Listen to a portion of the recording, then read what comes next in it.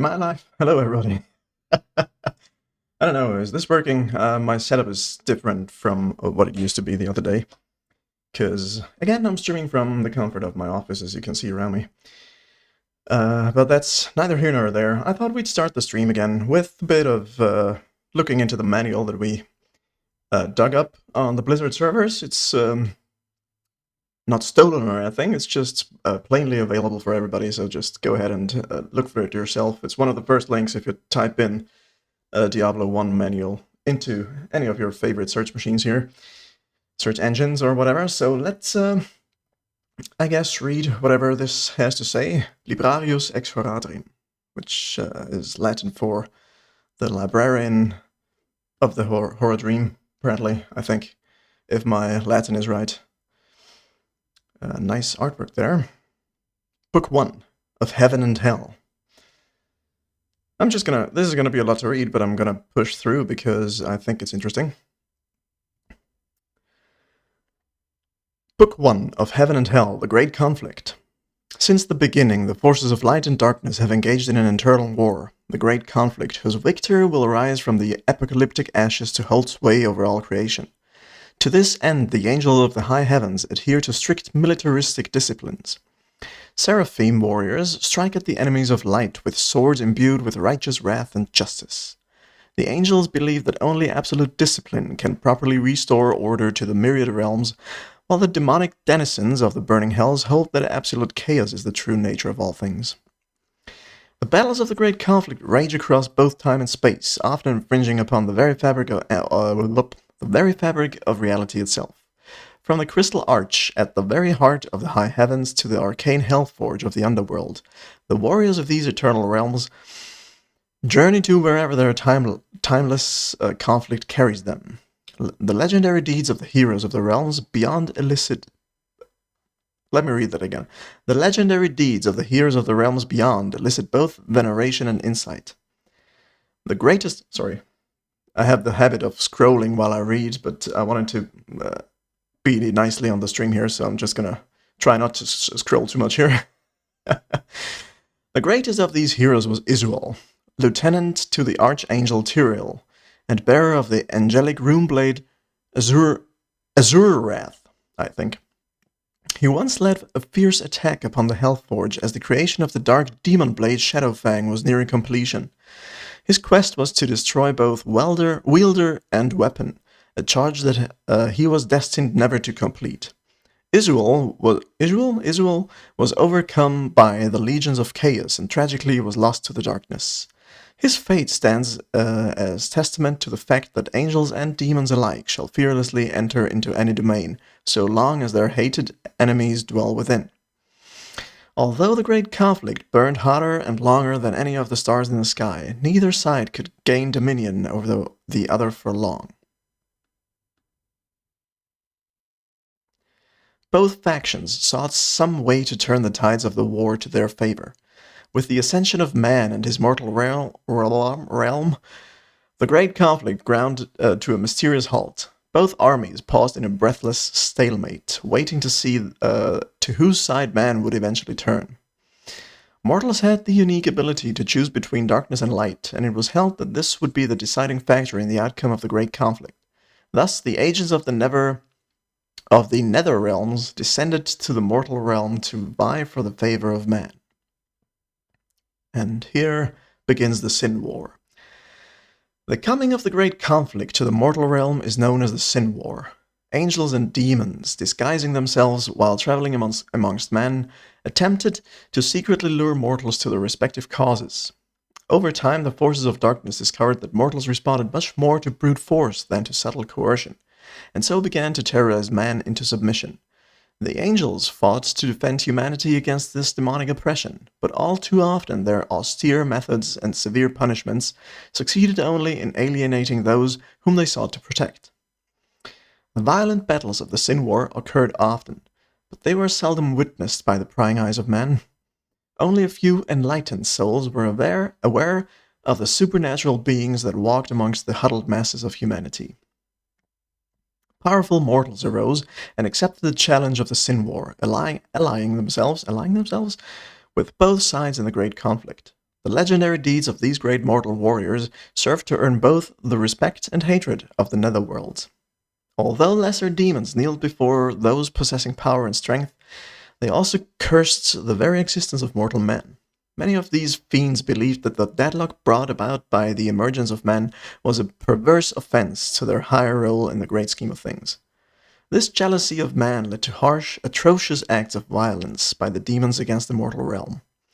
Some men learned of this deep hatred and used it against the denizens of the underworld. One such mortal, Horizon, the summoner, delighted in summoning demons and then breaking them to his will.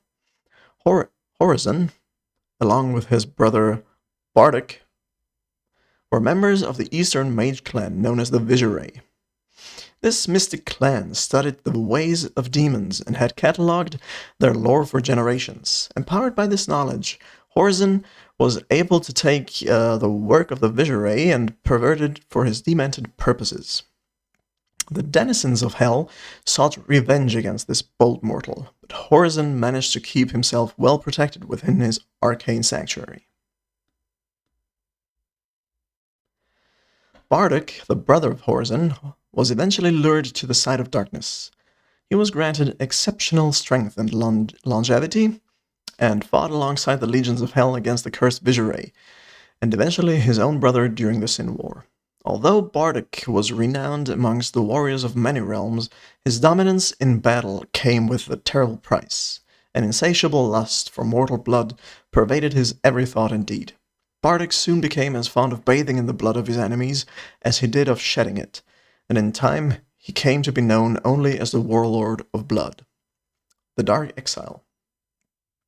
7 is the number of the powers of hell, and 7 is the number of the great evils. Duriel, the Lord of Pain, Andariel, the Maiden of Anguish, Belial, the Lord of Lies, Asmodan, the Lord of Sin. These are the true names of the lesser of the great evils. For ages uncounted, each have ruled over their own domains within the burning hells, seeking absolute dominion over their infernal brethren. As the lesser four continuously vied for the control of those forces that dwelled within their realms, the greater three held absolute power over the whole of hell. The lesser four used dark and evil measures in their quest for power, and herein begins the legend of Dark Exile. Mephisto, the Lord of Hatred, Baal, the Lord of Destruction, and Diablo, the Lord of Terror. Remember all these names, they're going to come up through all the games that we're going to play here sooner or later. These are the prime evils of hell that wielded their power as a dark, sovereign triumvirate. The three brothers ruled over the lesser four by brutal force and malicious cunning. Being the eldest and strongest of the evils, the three brothers were responsible for countless victories against the armies of the light. Although they never held sway over the high heavens for long, the three were justly feared by enemies and subjects alike.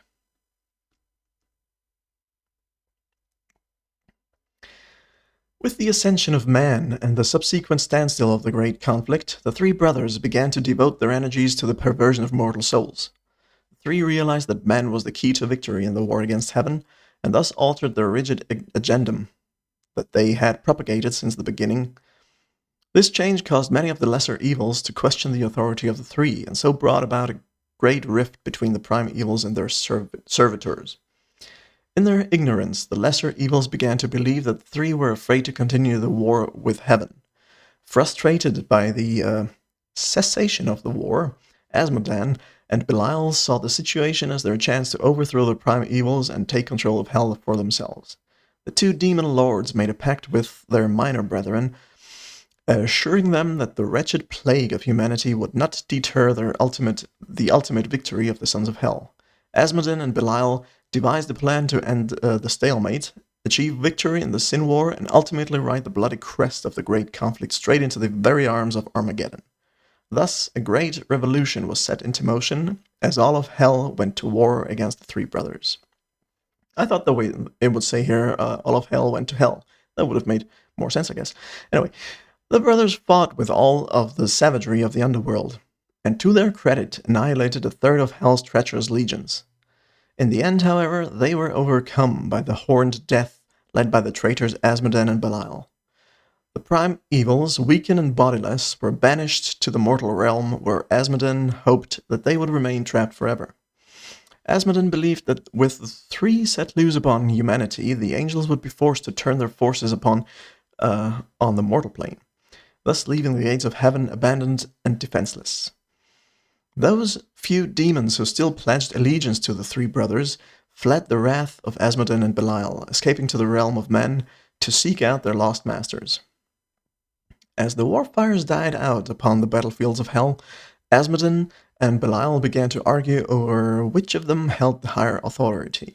Of course, once they have what they wanted, they're gonna fight amongst themselves, right? That's just how it always goes. People are idiots. Whether you're a demon or a human soul, people are idiots.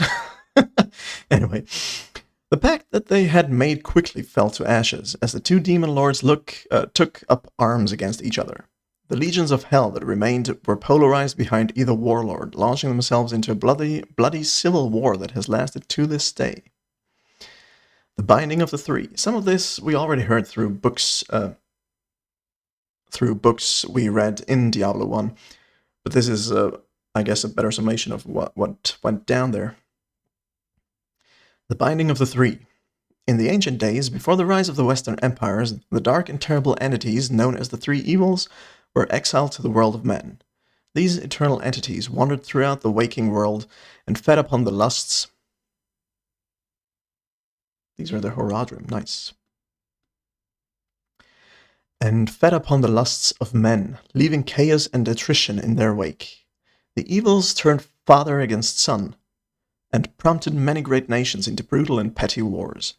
Their exile from hell left them with an insatiable hunger to bring suffering and pain to all who would not kneel before them, and so the three brothers ravaged the lands of the Far East for countless centuries. Eventually, a secretive order of mortal magi was gathered together by the enigmatic archangel Tyrael. These sorcerers were to hunt the three evils and put an end to their vicious rampage. The order, known as the Horadrim, consisted of wizards from the diverse and numerous mage clans of the East. Employing disparate magical practices and disciplines, this unlikely brotherhood succeeded in capturing two of the brothers within powerful artifacts called soulstones. Mephisto and Baal, trapped within the swirling spiritual constraints of the soulstones, were then buried beneath the dunes of the desolate eastern sands. The powers of hatred and wanton destruction seemed to diminish in the east as a nervous peace began to settle over the land. Yet for many decades, the Horadrim continued their grim search for the third brother, Diablo. They knew that if the Lord of Terror was left untamed, there could never be any lasting peace within the realm of humanity. The Horadrim followed in the wake of terror and anarchy that spread throughout the western lands.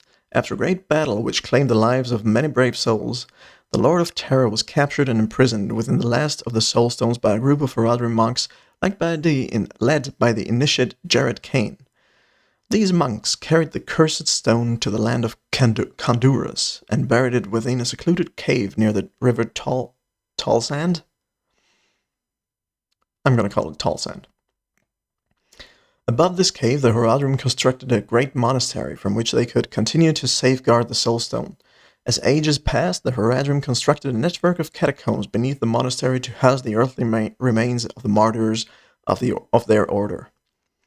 Generations passed in Conduras, and the numbers of the Horadrim slowly dwindled. With no quests left to undertake, and too few sons to sustain their guardianship, the once powerful order faded into obscurity. Eventually, the great monastery that they had built fell to ruins as well. Although villages grew and thrived around the shell of the old monastery, no one knew of the dark, secret passageways that stretched into the cold earth beneath it. None could have dreamed of the burning red gem that pulsed within the labyrinth's heart. I screwed up the last sentence, I hate that. This is a symbol of the Horadrim order. The madness of the Black King. This was alluded to in the game already. So, I'm gonna go to the game once I want to summarize what we know. I guess book 2 we're gonna keep for the next stream, if there is to be one. If there isn't, I'm just gonna record it for YouTube. But that's gonna be that for this for today. Let's switch over to the game here.